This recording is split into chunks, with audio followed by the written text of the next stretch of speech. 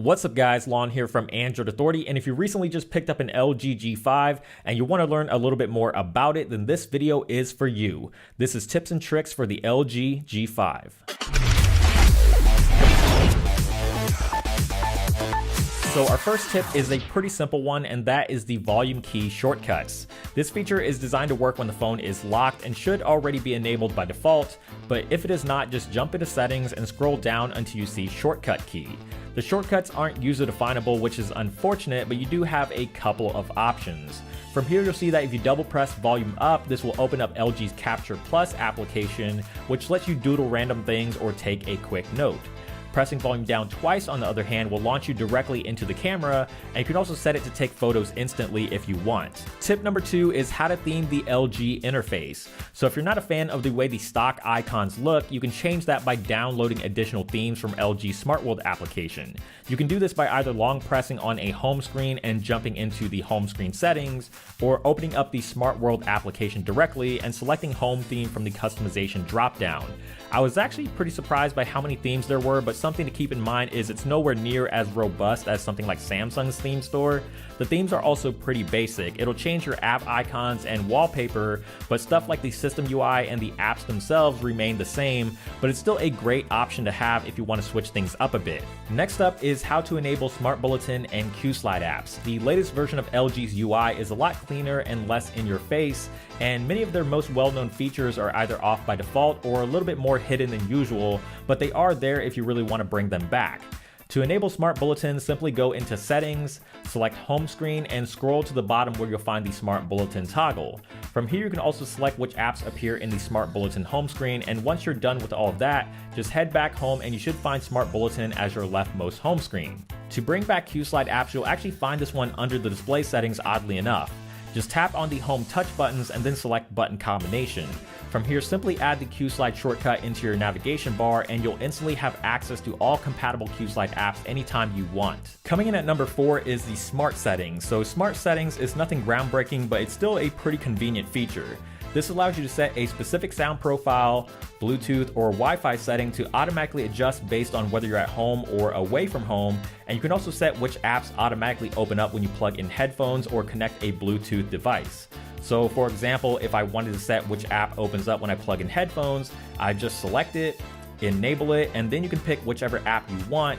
But obviously a music app like Spotify or Google Play Music makes the most sense here. Tip number 5 is how to hide apps and change the screen grid size.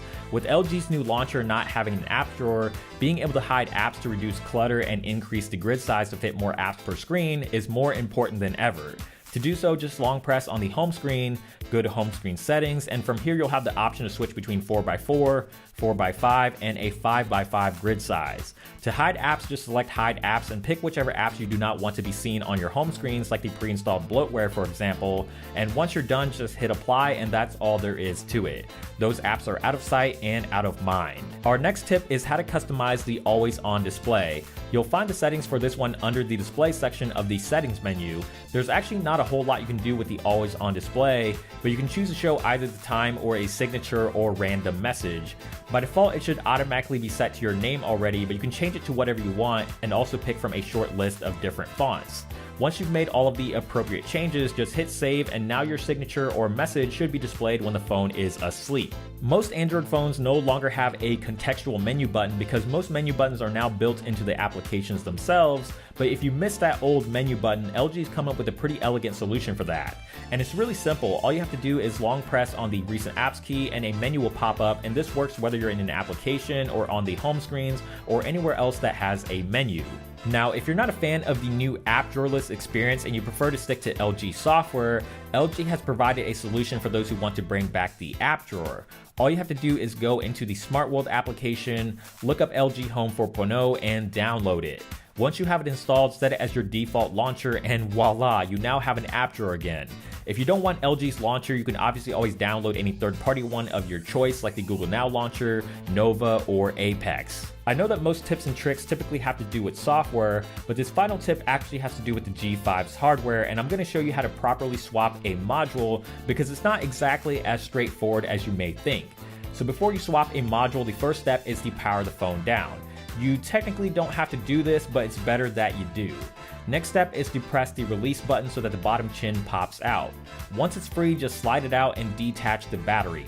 Now, in order to properly detach the battery, you'll want to grab the chin with one hand and the battery in the other and act like you're bending or trying to snap it in half.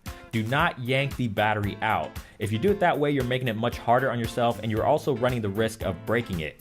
Now all you have to do is grab your module of choice and essentially reverse the process. Attach the battery to the module and insert it back into the phone and power it on, and you are good to go.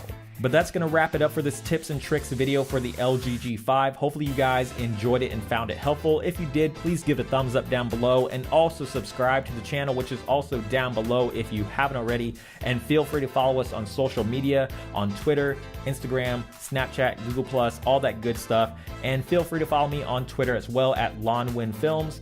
And check out the website for more in-depth coverage, androidauthority.com, because we are your source for all things Android.